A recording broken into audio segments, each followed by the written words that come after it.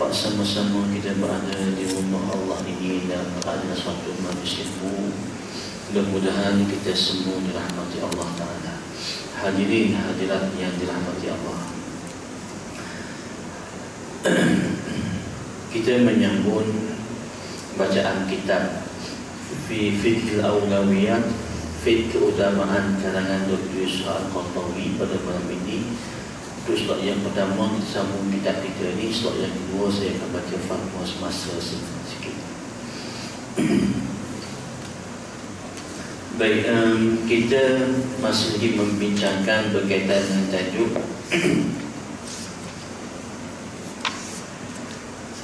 keutamaan dalam bidang pemikiran, keutamaan pertarungan pemikiran.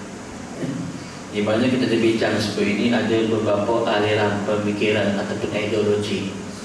Ideologi antaranya Tayyar Al-Khurafi, pemikiran-pemikiran khurafat, aliran pemikiran khurafat. Ini yang berlaku dalam negara kita. Kita dah bincang juga pemikiran Al-Hafi, tekstual, golongan-golongan yang mengikut nas berdasarkan Zuhir nas semata-mata. Kita bincang. Yang ketiga kita bincang juga aliran keras dan tidak kompromi. Pun kita bincang ada juga aliran golongan-golongan tertentu yang pemikirannya keras, tak boleh berkompromi dengan orang lain. Dia seorang hak betul, hak keras. Baik, malam ni sambungan, tak silap saya kita sambung aliran keadilan ataupun Tayyar Al-Wasati, aliran pemikiran pertengahan. Dan malam ni kita sambung aliran pemikiran pertengahan. Yang kita bincang sebelum ni aliran-aliran yang tak baik, tak bagus. Hak jenis pakar Hafiz, Zuhir semata-mata, hak jenis keras, hak jenis khurafat. Hak tu kita tak mau. Yang kita bincang hari ini adalah pemikiran yang betul. Ada aliran ideologi pemikiran yang betul, yang pertengahan, yang kita bincang malam ini. Tayyar Al-Wasati, pemikiran ideologi yang pertengahan. Baik, kata pengarang qala al-musannifu rahimahullah wa nafa'ana bi ulumihi fi darain, kata pengarang rahimahullah ta'ala, asas aliran inilah keseimbangan dan keadilan di dalam memahami hakikat agama. Ni aliran pertengahan yang kita nak ni. Yang kita nak ni. Tak, kata ni asas aliran inilah keseimbangan dan keadilan, wasatiyah, pertengahan, keseimbangan dan pertengahan di dalam memahami hakikat agama. Dalam memahami hakikat agama, kehidupan dan perjuangan untuk menegakkan kalimah Allah, dan pemikiran dia seimbang dan pertengahan. Bukan golongan ekstrim, bukan golongan khurafat, bukan. Nah, pertengahan macam mana? Memahami agama dengan hakikat yang betul. Hakikat yang betul, bukan memahami agama dalam keadaan pahaman yang salah. Kita buat contoh dulu tuan-tuan, kalau tuan-tuan mesti ingat lagi, orang buta nak kenal gajah. Kan? Dia tak pernah tengok gajah. Macam mana nak tengok gajah? Orang pun bawa. Dulu jumpa orang buta nak tengok gajah, nak kenal gajah. Dah buta mata. Seorang pegang buk gajah, oi gajah macam dinding. Seorang pegang ekor gajah, gajah macam tadi.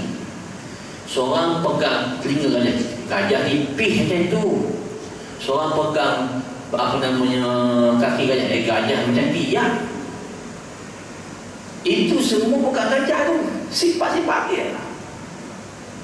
Nak kenal gajah, keseluruhan tu lah. Maka begitu juga Islam ni. Ada orang yang faham Islam berdasarkan sudut sudut ibadah. Bab i'tikaf, bab bersugi, bagus tu.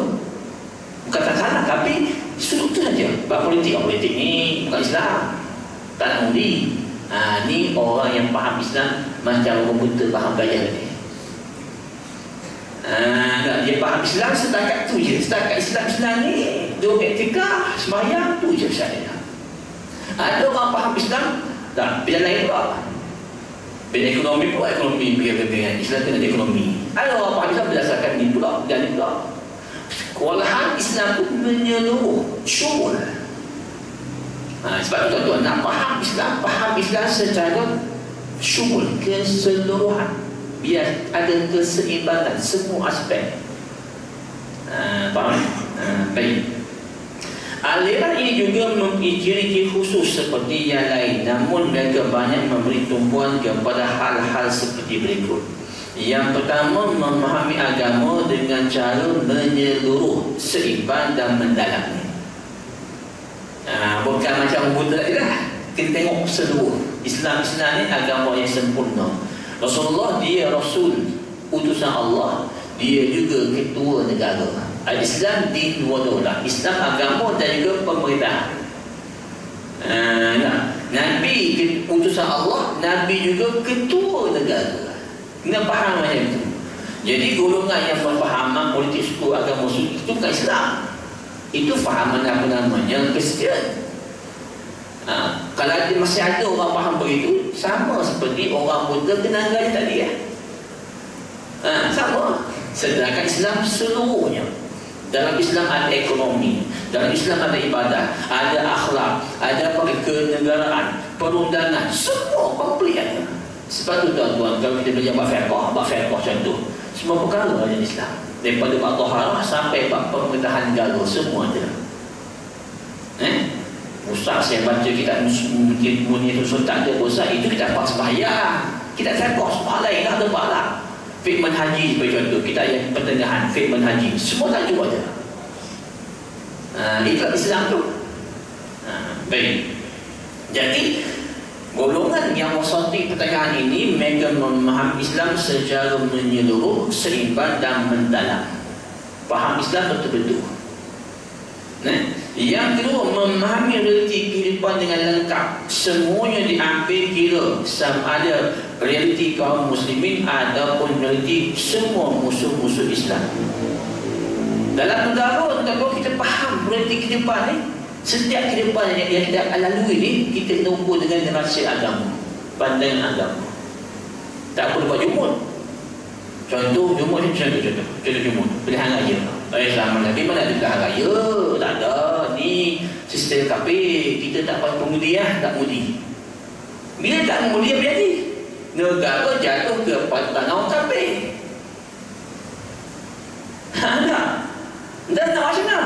Kita nak asal Islam, kita tak nak sistem orang kafir. Nak berperang lagi mendatangkan mudarat, menumpah darah. Sebab tu ulama beristihad menegakkan negara Islam suatu kewajipan. Menegakkan negara Islam dan melaksanakan segala hukum hakam Islam dalam negara suatu kewajipan. Suatu kewajipan, kata ulama, sepakat ulama. Contoh sebagaimana yang disebut oleh Imam Al-Mawardi, al-imamatu mawdu'atun li khilafatin nubuwah fi hirasati din wa siyasati dunia bih. Ketua negara itu dilantik untuk menggantikan tugasan Nabi. Ketua negara dilantik untuk menggantikan tugasan Nabi. Bukan sembarang orang. Ia nak pikul tugasan Nabi ni. Apa tugasan Nabi? Fi hirasati din, untuk memelihara agama, wa siyasati dunia bih, dan mentadbir dunia berdasarkan kehendak agama. Wa akhduha liman yaqumu biha wajib bil ijma', dan melantik ketua negara yang boleh melaksanakan tugasan ini wajib dengan ijma' sepakat ulama, kata Imam Al-Mawardi. Nampak? Bila sesuatu tempat tak ada negara yang melaksanakan Islam, tuan-tuan, nak laksanakan hukum wudu, qisas, ta'zir, kena ada kuasa. Dalam negara nak kuasa tu dah, kuasa pemerintahan tu. Maka berusaha ke akan mewujudkan negara yang negara pemerintahan Islam ini suatu kewajipan dengan sepakat ulama. Dan macam mana nak laksana Ustaz? Dalam negara kita sistem demokrasi, maka negara boleh kewajipan tadi boleh ditunai dengan cara pangkah. Maka mengundi itu suatu kewajipan istihad ulama. Yang tak mengundi, kita membiarkan negara diambil orang yang jahat. Usahakan agama laksana, kejahatan makin berkuasa. Ini contoh. Mana katakan orang kita kena memahami realiti kehidupan ini berasaskan kepada neraca agama. Jangan cuma Nabi tak buat ni, tak boleh mundi, tak boleh. Last sekali dia tak mundi, tak bercara politik, akhirnya diperintah oleh orang jahat. dan negara jadi kucak-kacir jauh daripada pedoman agama. Contoh kena memahami realiti kehidupan. Semua diambil kira sama ada realiti kaum muslimin ataupun realiti semua musuh-musuh Islam. Musuh Islam kena kenal siapa dia, musuh-musuh Islam. Akibat tak kenal musuh Islam, dia berkawan dengan musuh Islam. Dia merosakkan agama disebabkan berkawan dengan musuh Islam. Orang hina agama dia pun diam, tak dapat kata apa. Sebab nak jaga kepentingan politik, maka agama dihina sebagainya biasa kepada dia, sebab dia tak memahami musuh Islam. Sedangkan Quran sebut walan tarda'an kal yahud walan nasara, Yahudi dan Nasrani kesian tak akan reda kepada kamu hatta tattabi'a millatahum, sehingga kamu mengikut jejak langkah mereka. Pak sebutlah tapi tak faham. Tak faham. Pak sebutlah tajidan asyaddan nasi adawatan lil ladzina amanu yahuda wal ladzina asyraku. Kamu akan dapati orang yang paling memusuhi orang beriman tak lain tak bukan yang pertama Yahudi, yang dua orang kaum kafir penyembah berhala, al-ladzina asyraku, orang musyrikin. Tuan-tuan hari ini siapa ini? Yahudi, musuh Islam yang membunuh saudara kita di Palestin. Di negara-negara lain siapa dia? Lepas Yahudi penyembah berhala, sama ada Hindu atau Buddha, penyembah berhala, asyraku, orang musyrik. Tengok yang berlaku di China, orang Islam di China dibunuh, diseksa. Akhir Allah hantar bala kepada mereka. COVID, coronavirus. Dulu berita corona, lah ni coronavirus, satu lagi. India sama, India. Tengok mereka seksa orang Islam di India. Sebab tu tuan-tuan, negara jangan sampai negara kita dikuasai oleh orang kafir. Tak berlaku dalam sejarah bila orang Islam memerintah orang kafir dianiaya, dizalimi, tak berlaku. Orang kafir dianiayai. Mereka orang kafir yang berada dalam negara Islam dianiaya, tak berlaku. Tapi banyak berlaku bila orang Islam menjadi golongan minoriti, mereka ditindas, dizalim, dianiayai di banyak negara. Contoh terbukti hari ini. Penting. Yang ketiga, memahami benar sunnah Allah Ta'ala yang berlaku di dalam kehidupan ini, yang tidak pernah berubah dan berganti, khususnya sunnah Allah yang bersangkutan dalam kehidupan alam manusia. Kena faham sunnah Allah. Apa sunnatullah ni? Peraturan yang Allah letakkan dalam alam ni. Umpama contoh peraturan lapar dan cari makan lah. Nak makan kena puasa. Itu peraturan sunnah alam. Sunnah alam kehidupan kita dan kehidupan. Rezeki kena cari. Bukan tu ya Allah, rezeki Allah tak puasa pun tak boleh. Memang kena mohon kepada Allah, tapi pada masa sama kena puasa. Itu sunnah Allah tu.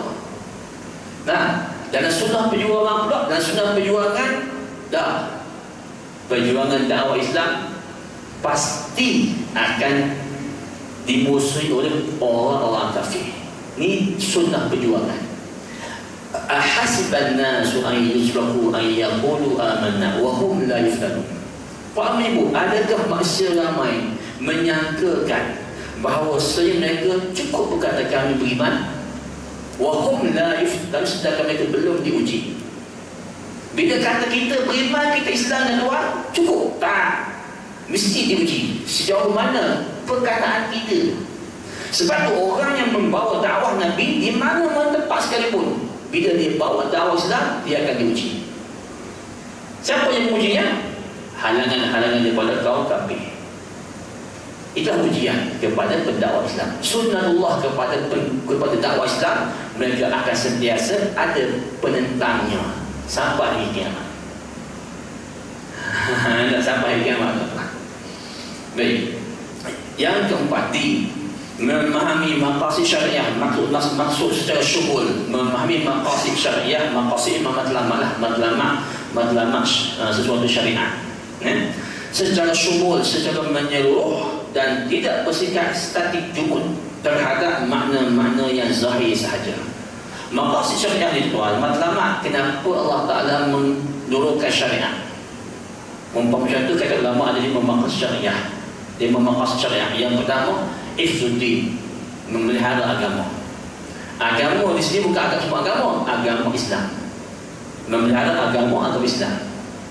Lepas tu dulu masa mantan Menteri Agama, bila disebut hifzuddin, menjaga semua agama, dia kata menjaga agama Islam tak betul. Sebenarnya hifzuddin menjaga semua agama. Ucapan dia ni menyeruai daripada hakikat kebenaran. Disebut nama Imam Al-Ghazali, Asy-Syatibi, dan disebut nama Imam Al-Ghazali, Imam Syatibi, semua menafsirkan hifzuddin pelihara agama Islam. Tak ada ulama kata hifzuddin nak jaga agama kafir, tak ada. Dia yang paling pandai buat tafsir sendiri, jaga semua agama. Faham tak? Dan pandangannya telah pun diperbetulkan oleh mufti kita, Tuan Mufti dalam kisah yang Bayan Nas. Tuan Mufti menyebut agama bila Islam terpelihara, agama lain terjamin, kerana Islam menjamin kebebasan beragama bagi orang kafir. Jadi kebebasan beragama ni kata Tuan Mufti Mufti Bayan, Datuk Dr. Zulkifli Al-Bakri yang sekarang ni menggantikan Menteri Agama. Alhamdulillah, mudah-mudahan ada kebaikan. Nah, Mufti sebut jaminan kebebasan beragama untuk umat Muslim ni, itu bukan tak termasuk dalam hifzuddin. Itu adalah khasa'isuddin, keistimewaan agama Islam yang memberi jaminan kebebasan beragama kepada orang kafir. Bukan kebebasan agama itu termasuk di bawah memelihara agama. Tak, pelihara agama Islam. Faham kan? Faham tu. Jadi tuan-tuan, yang pertama, maqasid yang pertama, jaga pelihara agama. Nak pelihara agama inilah Islam mensyariatkan syariat. Maka orang yang murtad, keluar murtad, dia kafir, keluar Islam, Islam mensyariatkan hukum hudud, bunuh bagi orang yang murtad. Kenapa bunuh? Nak jaga agama Islam. Kita kalau nak jaga sebab agama orang kafir, nak jaga agama Hindu, tiba-tiba orang kafir masuk Islam, tak ada masuk Islam. Sebab kami jaga agama Hindu, kepotaan. Faham tak? Jaga agama Islam. Kalau orang Hindu nak peluk Islam, dialuk-alukkanlah. Bukan nak suruh jaga agama Hindu tak boleh masuk Islam, kena masuk Hindu. Agama Hindu, sebab kami pun kena jaga agama Hindu, tak betul. Itu orang yang menyerui, bukan daripada Islam. Faham seperti itu bukan faham Islam.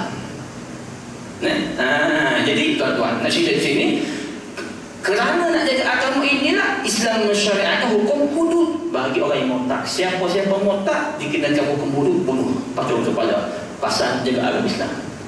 Dan Islam mensyariatkan batas-batasan sepadan supaya orang tak jadi murtad, tak jaga agama. Yang kedua, hifzun nafs. Maqsad yang kedua, menjaga jiwa, nyawa, hifzun nafs. Untuk menjaga agama nyawa inilah maka Islam mensyariatkan mengharamkan pembunuhan, mengharamkan kecederaan, pukul-pukulan. Dan orang yang melanggar perbuatan tadi, membunuh, Islam kenakan hukum hudud, hukuman qisas. Siapa yang membunuh orang dengan sengaja, dengan pemusuhan, dengan sengaja tanpa ada kesalahan, Islam kenakan hukum qisas, bunuh balas. Kenapa ada qisas? Pasal nak jaga hifzun nafs, nak jaga nyawa. Yang ketiga, hifzun nasab, jaga keturunan. Nak jaga keturunan ini, Islam mengharamkan penzinaan. Dan semua perkara-perkara yang menghampirkan zina diharamkan. Bila berlaku zina, Islam letakkan kenakan hukuman hudud bagi orang yang berzina sebab perbuatan. Kenapa hukum hudud? Sebab nak jaga ni keturunan. Faham ni? Yang ketiga, hifzun apa lagi? Akli, jaga akal. Nak jaga akal, Islam mengharamkan perkara-perkara yang merosakkan akal, seperti minum arak, dadah dan sebagainya. Siapa yang minum arak, Islam kenakan hukuman sebab perbuatan, pasal nak jaga akal. Hukum dulu. Yang kelima, hifzul mal, jaga harta. Maka Islam haramkan mencuri, merokok, mabuk, haram. Siapa yang mencuri, merokok ni dikenakan hukuman. Contoh, kalau dia mencuri, dikenakan hukuman potong tangan sekiranya cukup syarat-syaratnya. Siapa yang merokok, merompak dengan paksaan, tak bisa balik, potong tangan, potong kaki. Ini semua hukum yang disebut hukum hudud ini, hukum hudud, hukum ta'zir, yang qisas, semua ini semata-mata untuk menjaga maqasid syariah. Ada orang bercakap kita mengamalkan maqasid syariah, sebab itu kita tak nak salat hudud. Ini orang jahil cakap. Hudud itu untuk menjaga maqasid syariah lah. Tak jahil. Nak jaga maqasid syariah tapi tak nak rasa hudud. Hudud ini hukuman semata-mata nak jaga maqasid. Tapi sebab jahil, bercakap apa jadi bertepuk, cakapan dia pun bertepuk. Baik.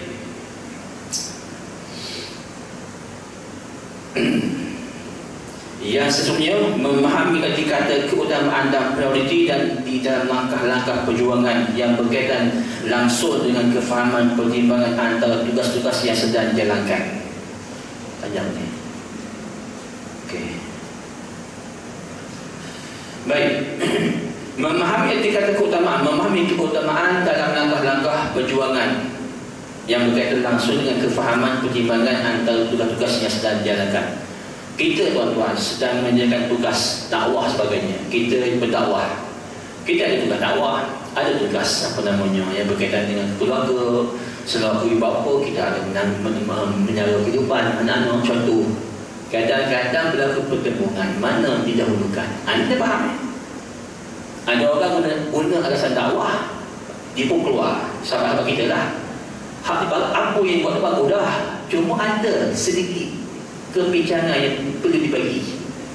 Dia pun keluar sahabat-sahabat kita di hadapan jemaah tabligh. Saya buat contoh, saya sebut terang, amalan dia bagus, saya pun dulu pernah ikut tabligh, bagus dah, cuma ada sedikit kelemahan yang kita bagi lah. Yang apa kita bagi?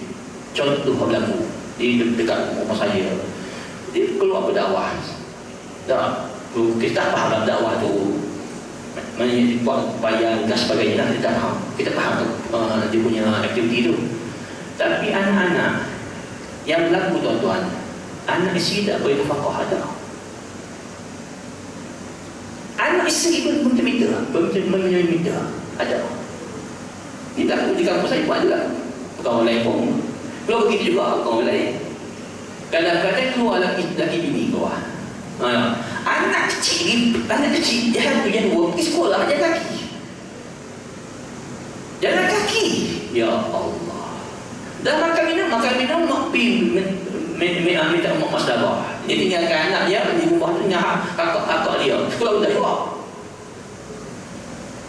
Betul tak tu? Tak betul tuan. Ini contoh kita faham keutamaan tu. Nak keluar bukan tak boleh keluar, boleh. Tapi ini pahala kewajib nafkah, kewajipan suami. Hak mana wajib, hak mana sunat, hak wajib didahulukan. Mana? Sempurnakan nafkah isteri kita, keluarlah. Jangan sampai kita keluar tapi isteri kita biarkan tak dididik. Ada je dekat berlaku di kampus saya, tak sekolah anak dia. Dia kata sekolah apa, hantar sekolah rapi. Okey, dia tak nak sekolah hantar apa, okey, pergi hantar sekolah agama. Tak juga. Anak saya pergi sekolah agama, perkosaan, anak dia ada main. Tok main halaman rumah, balik batu sebagainya. Ya Allah, terbiar nampak. Nampak tak? Contoh, bukan semua ni, bukan semua. Ada segelintir macam ni. Kita tegur bukan untuk membuka dia, kita sayang mereka. Dan kita sayang mereka bukan nak bermusuh. Kita sayang mereka, kita tegur untuk supaya mereka betulkan kelemahan tadi yang memburukkan dakwah kita. Faham? Baik, contoh. Wallahu a'lam. Cukup sekali dulu saya sambung sikit fatwa semasa takut sempat. Hadirin yang dirahmati Allah Subhanahu wa taala, fatwa semasa saya cadang baca fatwa Syekh Ahmad As-Saqar, Ketua Gazah Fatwa Azhar Muslim. Sampai saya nak baca berkaitan isu hukum khunsa dan hukum menukar jantina. Apa hukumnya? Soal khunsa kontak yang tukar jantina dan khunsa yang melakukan umrah, ibadah umrah atau haji. Isu apa baru ni? Tak tahu isu sajak kan? saja. Kita nak faham isu berdasarkan faham agama. Apa penting agama sebenarnya berkaitan isu ni. Jadi di tempat saya ni ada fatwa Syekh Anti Asaqat, ketua dan fatwa Syekh Azhar Musim, dan ada ulasan daripada Tuan Mufti kita Sayyid Musabah ada Zulkifli Al-Bakri berkaitan isu ulasan tentang sajak. Saya baca sikit lah. Baik, yang pertama saya mulakan dengan fatwa Syekh Anti Asaqat. Siapakah dia khunsa dan apa hukum mereka melakukan pembedahan tukar jantina? Kata Syekh, hunaka farqun bainal mukhannas wal khunsa. Fal mukhannas huwa ar-rajul wadih ar-rajul alladhi yakunu kan nisa fi sawlihi wa harakatihi wa ma ilaiha. Yang kata Syekh, ada beza di antara mukhannas pondan dengan khunsa. Mukhannas ni orang yang pondan, yang buat yang laki-laki buat jadi perempuan, itu mukhannas. Dengan khunsa yang sebenar, di mana kata Syekh, fal mukhannas pondan ini ialah lelaki yang terang kelakiannya, jelas kelakiannya, tetapi menyerupai perempuan pada suaranya, pada penggerakannya, tingkah lakunya dan seumpamanya. Ni yang dikatakan mukhannas pondan. Dia laki-laki, ada pistol lagi. Faham pistol kan? Sini panggil apa pistol ke? Tak panggil gripper. Ustaz Azhar itu panggil gripper. Ustaz Azhar Idrus. Ada yang pun lagi, tapi berkelakuan macam perempuan, pakai baju perempuan, jalan berlepuk macam perempuan, tak bersentuh bahu, Allah ni gitu. Ada pondan. Wal khunsa, manakala khunsa sebenarnya huwa alladhi fihi a'dha'u dhukurah wa a'dha'u unsa. Manakala khunsa sebenarnya orang yang ada dua alat, alat lelaki, alat kelamin lelaki, alat kelamin perempuan, itu khunsa. Ada tuan, Allah cipta manusia seperti ini, ada dua alat. Sebagaimana ada manusia yang dia apa? Kebasian lah. Kebasian macam ini ya, kepala dua dah, badan dua macam. Maka kelahiran Allah boleh cipta orang yang ini ada dua alat kelamin. Alat laki-laki ada, alat perempuan ada. Alat kelamin yang berlainan. Kalau alat dua laki-laki tak, dia ada dua pistol. Itu bukan khunsa, itu Power Ranger. Dua pintu. Alat kelamin dua berlainan. Ulama sebut ada kala khunsa dua, muskil yang keliru, tak tahu identiti laki-laki ke perempuan. Sama, yang dua wadih, terang laki-laki ataupun terang perempuan. Kadang-kadang dia ada dua alat, alat laki-laki dan perempuan. Dua boleh pakai. Dua boleh pakai. Kencing ada apa namanya, ikut alat kelamin laki-laki dan ikut perempuan. Dua boleh pakai. Dan dia ni keliru, laki ke perempuan keliru. Ini muskil. Kadang-kadang ada khunsa yang wadih, ada dua alat, tapi kencing pakai handgripper, pistol. Ikut alat laki-laki. Alat perempuan boneka je, tak guna. Dan sifatnya sifat cenderung kepada lelaki. Hadir baik khunsa wadih lelaki. Ada yang ketiga khunsa wadih perempuan. Dia ada alat laki-laki, ada alat perempuan, tapi alat laki-laki ini tak guna. Kencing ke perempuan. Alat lelaki ni, alat apa namanya, set lelaki ni sekadar boneka saja. Hak ni sifatnya sebab keperempuanan. Hak ni disebut khunsa wadih perempuan.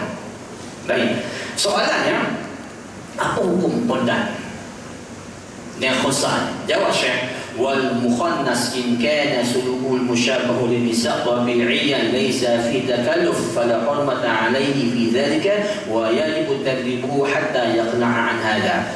Maka pondan sekiranya kelakuannya menyerupai perempuan tadi secara semula jadi, masa lahir-lahir ni dia laki-laki tapi naluri dia perempuan, hormon dia ada masa hormon. Faham tak? Dia laki-laki, naluri perempuan, masalah hormon. Bukan dibuat-buat, maka tak berdosa. Tak berdosa pasal itu ciptaan Allah. Allah cipta macam itu kat dia. Dia tak berdosa. Cuma kata Syekh, wajib dilatih dia, didik dia sehingga dia buang sifat-sifat keperempuanan tadi. Anak kita lagi-lagi tak nampak lembek macam perempuan, kena marah. Adik jangan buat macam tu. Adik laki-laki tahu bukan perempuan, marah dia.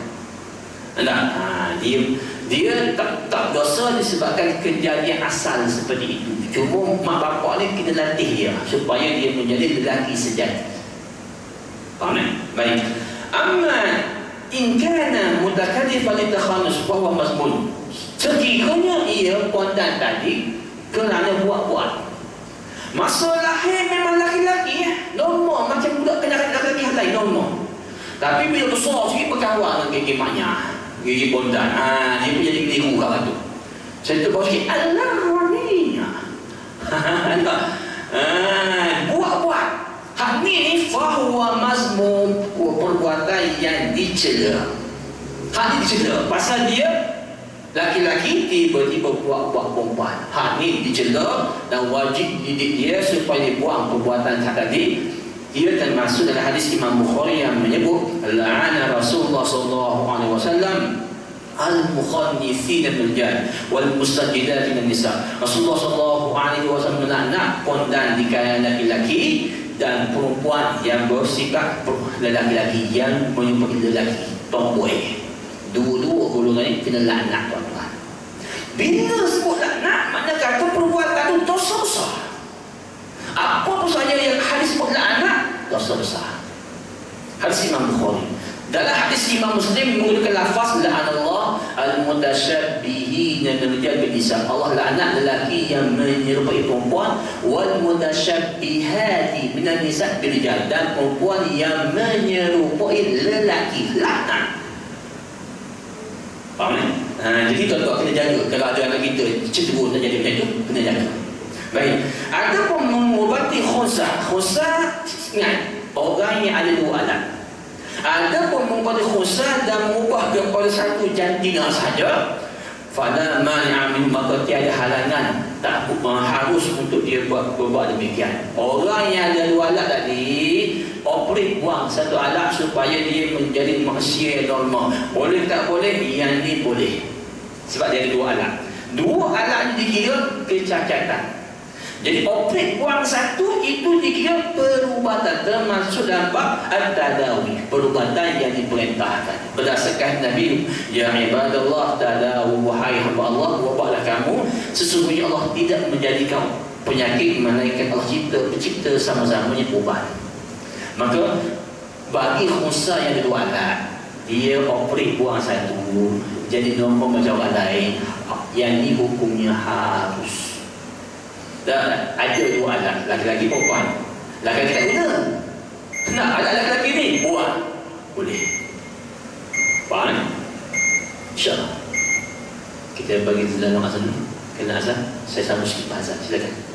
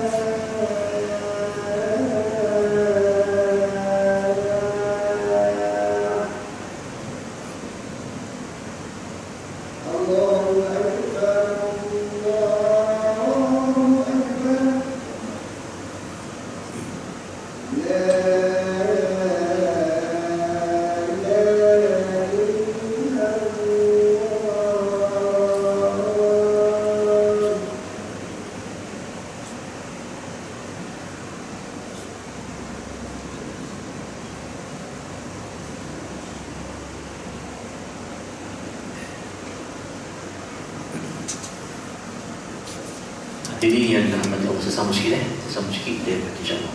Baik.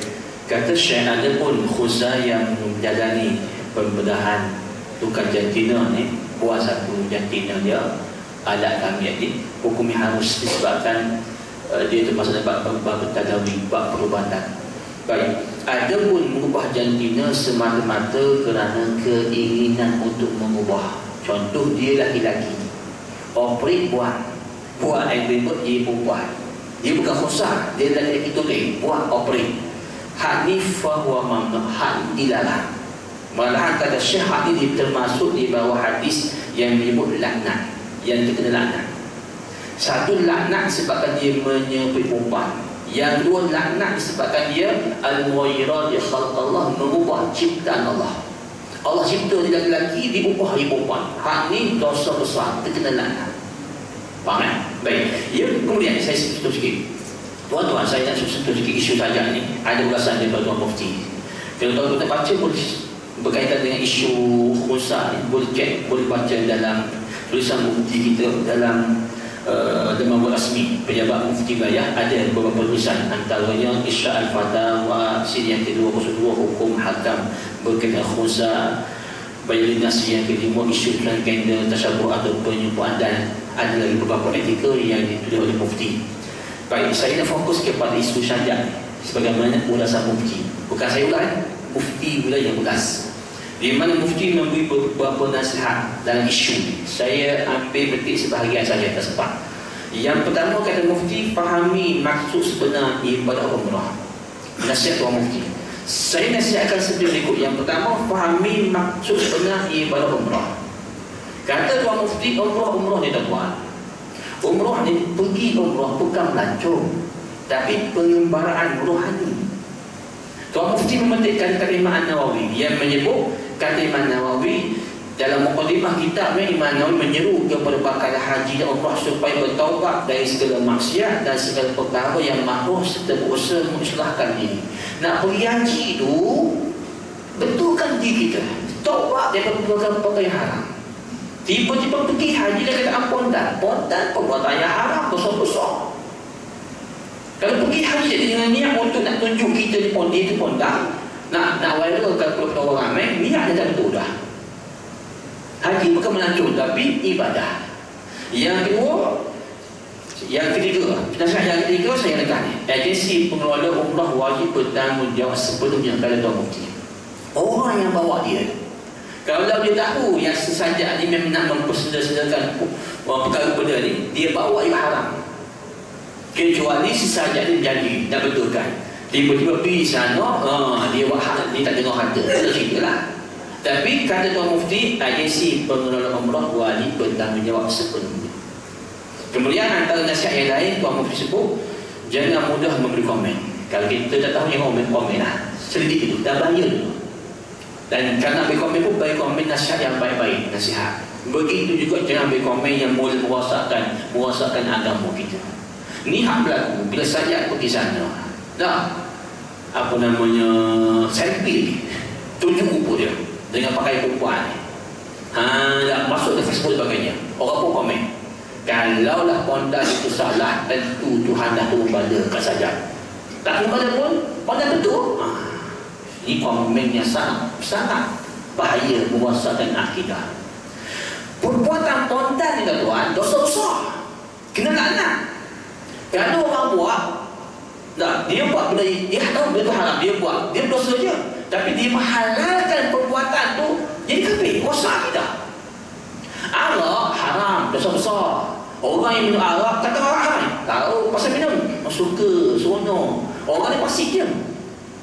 Tapi kalau dia menghalalkan arak, halal, jadi kafir tu. Ucapan seperti kalaulah apa namanya pondan ni haram dan tu Tuhan dah berbada kat saja, tak kena pada pun betul lah, pondan tu tak salah. Menghalalkan yang haram yang disepakati ulama ni merosakkan akidah, tu bahaya. Baik, kemudian kata Tuan Mufti, pendirian mauqif dan isu jantina atas rasa amanah dan tanggungjawab pejabat mufti wilayah persekutuan mengambil inisiatif untuk bertemu pihak jabatan Pendaftaran Negara pada 3 Februari 2020 bagi mendapat pengesahan butiran lengkap beliau yang tersebar di media sosial. Berdasarkan maklumat pengesahan daftar kad pengenalan penama yang diperolehi melalui GPN, nama yang tertera adalah Muhammad Sajjad bin Kamal Muzaffar. Jantina penama didaftarkan sebagai lelaki. Kad pengenalan dia lelaki. Pejabat mufti pergi cek. Pejabat mufti sendiri pergi cek. Kad pengenalan dia lelaki. Saya makan lanjut pada siji kelahiran beliau juga mendapati penama dilahirkan sebagai lelaki. Siji beranak tu pun lelaki. Mana confirm si Sajjad ni bukan perempuan, lelaki. Baik. Kalau begitu apa hukum si Sajjad tadi pergi sana, dia lelaki pergi ke umrah pakai perempuan? Kata Tuan Mufti, hukum umrah transgender saya nyatakan seperti berikut. Wajib bagi seorang transgender mukhannas menunaikan umrah dengan jantina asalnya, walaupun umrahnya sah jika mematuhi rukun umrah, perbuatannya tetap haram dan dikira berdosa. Sah ke tak sah? Sah tak sah ni tuan-tuan berbalik kepada fiqh. Dalam fiqh, kalau sesuatu ibadah dilakukan rukun-rukunnya laku lagi, rukun-rukunnya dan tak buat perkara yang membatalkan, sah lah. Tapi haram tetap haram. Contoh kalau ada hari ni ada pondan, dia lagi pakai duduk lekuk pergi sembahyang 20 kali. Cukup rukun sembahyang, rukun sembahyang cukup, tak buat perkara yang membatalkan sembahyang, sah tak sah sembahyang? Sah lah. Tapi perbuatan dia pakai rukun tu haram. Faham tak? Sama juga orang sembahyang pakai baju curi. Sembahyang dia mungkin sah kalau cuma rukun sebagainya, tapi perbuatan tu haram dan confirm Tuhan tak terima. Sah lain, tiba lain. Orang berpuasa tapi tak sembahyang, fatwa Syiah tak siapa, puasa mungkin sah kalau dia buat segala rukun-rukunnya, tapi confirm Tuhan tak terima berdasarkan Sahih hadis Nabi. Faham? Jadi saja ni kalau dia buat belaka rukun umrah, dia buat belaka, sah umrahnya. Cuma bila pakai tudung, tuan-tuan nak buat umrah, kita buat ihram kan, niat ihram itu rukun. Pakai ihram ni wajib. Faham tak? Wajib. Jadi ihram lelaki, pakai ihram lelaki wajib buka kepala kan, saja tutup kepala, dia telah melanggar kewajiban haji. Batal tak haji? Tak batal, pasal pakai ihram ni bukan rukun, wajib haji. Faham tak? Perbuatan itu berdosa, haram dan dikenakan dam. Faham tak? Maka kata Tuan Mufti kita, malah dia boleh dikenakan dam kerana melanggar umrah. Umrah masa ini disebut oleh para fuqaha sebagai infikar al-jihad. Ini juga bertepatan dengan resolusi Muzakarah Haji Peringkat Kebangsaan kali yang ke-28 musim Haji 1433 Hijrah. Pada peta kerja bertajuk Khunsa dan Mukhannas dalam permasalahan ibadah haji. Ini fatwa kebangsaan, fatwa kebangsaan. Muzakarah menyimpulkan bahawa bagi mukhannas seperjadi atau yang disengajakan telah melakukan pembedahan tukar jantina. Jadilah pondan semula jadi. Dia lelaki tapi semula jadi dia naluri perempuan. Ataupun dia lelaki sejati, tiba-tiba nak jadi perempuan macam saja dia. Bukan khunsa. Ini bukan khunsa, memang lelaki pondan. Baik. Jika telah melakukan pembedahan tukar jantina atau tidak, dan kis menukar jantina dengan melakukan pembedahan bukan disebabkan keharusan syarak. Kalau khunsa tak ada cerita, hak itu dibenarkan, itulah cerita. Malah maka hukum individu tersebut termasuk ibadah haji dan umrah hendaklah mengikut hukum asal kejadian dirinya. Asal lelaki pergi haji wajib pergi sebagai seorang lelaki. Ini hukum asal fatwa kebangsaan. Baik. Dalam konteks ini, dalam konteks isu ini, Muhammad saja wajib secara syarak sebagaimana yang termaktub dalam Al-Quran dan Hadis untuk beribadah dan berpakaian seperti lelaki. Akhir sekali Tuan Putih sebut, perbuatan saja ini sebenarnya boleh memberi impak kepada hubungan baik antara dua negara. Bimbang-bimbang kerajaan Saudi ambil tindakan mengeluarkan kotak dan sebagainya sebabkan ada warga negara yang berkelakuan seperti itu. Yang kedua, Tuan Mufti mencadangkan supaya dikenakan tindakan undang-undang. Kata Tuan Mufti, penuntutan undang-undang syariah berhubung ke sesama wanita menyerupai perempuan, banking, dan hukum lelaki menyerupai perempuan, pondan atau pemanyak telah sedia diperuntukkan di dalam akta dan enakmen negeri-negeri. Setiap negeri dah ada peruntukan undang terhadap golongan pondan dan manyak. Adalah. Dan kata Tuan Mufti, maka menjadi tanggungjawab pihak berautoriti untuk melaksanakannya dengan penuh amanah, berhebah dan bijaksana. Sepatutnya pihak berkuasa agama kena ambil tindakan dan untuk membendung kejadian ini. Kita lihat tuan-tuan, benda ni berlaku pasal apa? Sebab silap pemimpin kita sendiri yang terlalu bermesra berlembut dengan golongan LGBT. Tuan-tuan tengok masa LGBT mengenai ada pemimpin negara kita yang menyebut LGBT ada hak Indonesia. Layanan penuh mesra kepada golongan LGBT. Tuan-tuan nak berdakwah, berlembut dan dakwah tak salah. Berlembut dan dakwah tak salah, tapi ketegasan itu tak ada. Ya hari ini kita berlembut tak ada ketegasan. Nah, mantan Menteri Agama dulu kita lihat mereka awal berlembut. Cuma isu saja ni dia dapat permulaannya tegas. Dia tegas maknanya mengkritik saja. Tapi malangnya bila dicegah oleh pihak tertentu, dia buat U-turn ucapan dia. Dia mengatakan isu kecil saja tak perlu ambil tindakan. Tuan Mufti sebut sepatutnya diambil tindakan. Faham tak? Jadi contoh yang dah sepatutnya. Kalau mudah-mudahan kerajaan baru ni dah bersikap yang sepatutnya lah. Jangan beri muka kepada golongan-golongan ini. Sebaliknya boleh berdakwah kepada mereka pada masa yang sama kena ada tindakan undang untuk memberi pengajaran kepada anak-anak muda lain supaya tidak terikut-ikut dengan perbuatan-perbuatan yang terkutuk ini. Kita doakan supaya Allah Ta'ala bagi taufik hidayah kepada sahaja dan semua golongan-golongan LGBT ya. Wallahu ta'ala alam. Aqulu qul hadza wa astaghfirullahal azim li wa lakum. Wassalamualaikum warahmatullahi